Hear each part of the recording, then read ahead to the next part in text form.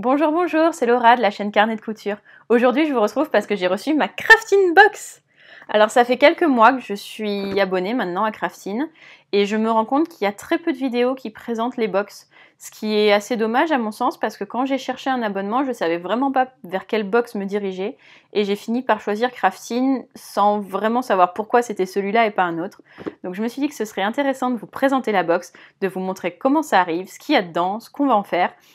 Et comme ça, vous pourrez vous faire un avis vous-même si cette box vous intéresse ou non. D'ailleurs, je me dépêche de vous faire cette vidéo parce que si cette box vous plaît, vous pouvez largement la trouver sur Le Bon Coin. Il y a énormément de gens qui revendent leur box. Donc si elle vous intéresse, c'est peut-être le moment et je vous laisse tout de suite avec la vue sur la box.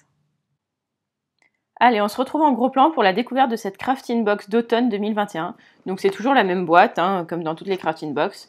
J'aime toujours autant cette boîte, ça me permet de faire des sacs à projet un petit peu plus solides. Par contre, c'est vrai que je commence à en avoir beaucoup et que ça prend de la place. J'aimerais bien qu'ils changent un petit peu de design comme le faisaient les My Little Box par exemple. Mais bon, je l'aime beaucoup, ça fait vraiment un objet de décoration couture et je trouve ça plutôt chouette. Allez, on l'ouvre, je la découvre avec vous.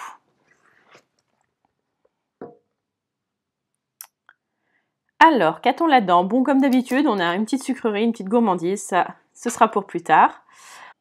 Donc on a 4 jolis boutons de type écaille de tortue. Hop, je vous les montre de plus près. Ça donne quelque chose comme ça.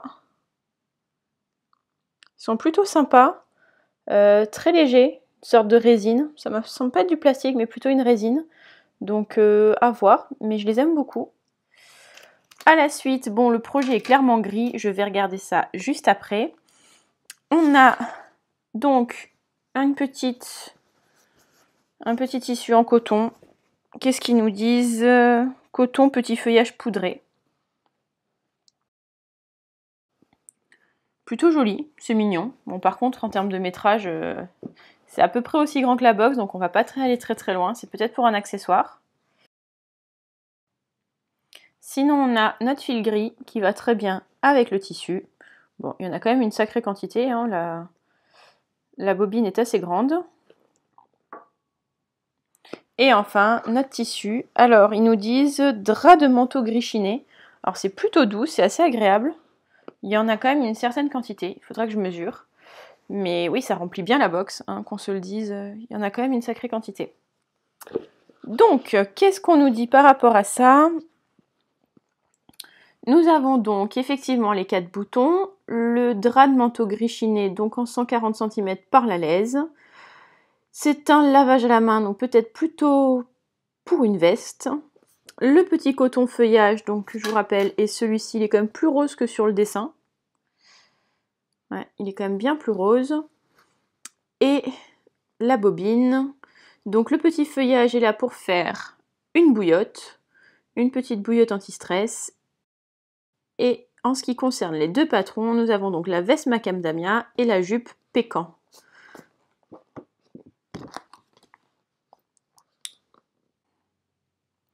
Alors la jupe pécan, donc il parle d'une fente milieu, d'une coupe droite et de poche italienne avec la ceinture amovible.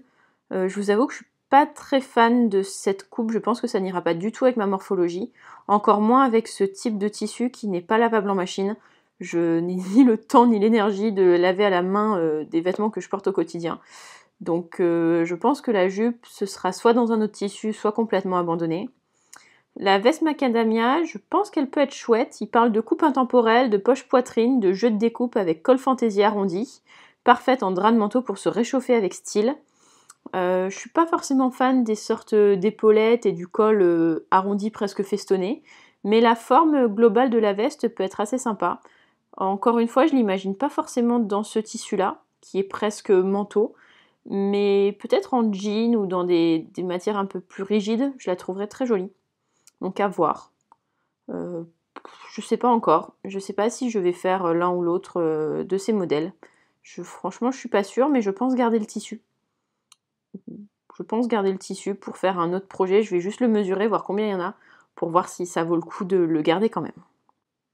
Donc voilà pour ces deux modèles. On a aussi forcément le tuto de la bouillotte qui peut être sympa pour l'hiver. Et comme d'habitude, la sélection de tissus à -50 chez Craftin. Bon, moi j'en achète assez rarement, mais c'est toujours inspirant de voir ce que ça peut donner. Voilà. On se retrouve en face cam pour mon avis final. Alors en ce qui concerne mon avis sur cette crafting box, donc d'automne 2021, je trouve comme d'habitude que les tissus sont très chouettes. J'aime beaucoup le fait que le fil soit exactement accordé avec la couleur du tissu. Moi c'est quelque chose auquel je suis très sensible et donc ça me plaît beaucoup. Par contre, en ce qui concerne les patrons, je suis un petit peu déçue. J'avoue que ni l'un ni l'autre ne m'intéresse vraiment, ne me plaisent vraiment, d'autant plus dans ces tissus-là. Donc je ne sais pas trop, je pense que je ne pourrais pas vous donner un avis sur ces patrons en ce qui concerne la facilité d'exécution du patron, tout simplement parce que je ne les ferai pas.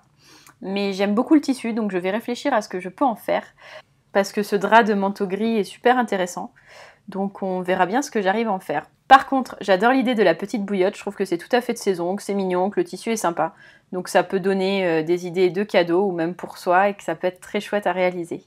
Donc je suis pas forcément déçue de cette box puisque j'aime le tissu, j'aime le petit accessoire, j'aime le fait que le fil soit totalement en accord et les boutons soient aussi très chouettes. Par contre, c'est vrai qu'en ce qui concerne les patrons, c'est pas tellement mon style. Je vous avouerai que c'est souvent le cas avec les crafting box. Je suis toujours un petit peu dubitative, soit concernant le patron, soit concernant le tissu. C'est souvent l'un ou l'autre et je ne sais pas si je resterai abonnée. Là, j'avais pris l'abonnement pour 1 an, donc je vais recevoir en tout 6 box. Je ne sais pas si ça vous intéresse que je vous montre les prochaines box. Je vais essayer de le faire, sachant que je suis à peu près à la moitié de mon abonnement. Je ne suis pas sûre de rester abonnée après ça, tout simplement parce que ce ne sont pas forcément des choses qui me plaisent à chaque fois et que je trouve ça quand même dommage d'être déçue à la réception d'une box. Je préfère mettre mon argent un petit peu de côté dans autre chose pour être un peu plus satisfaite.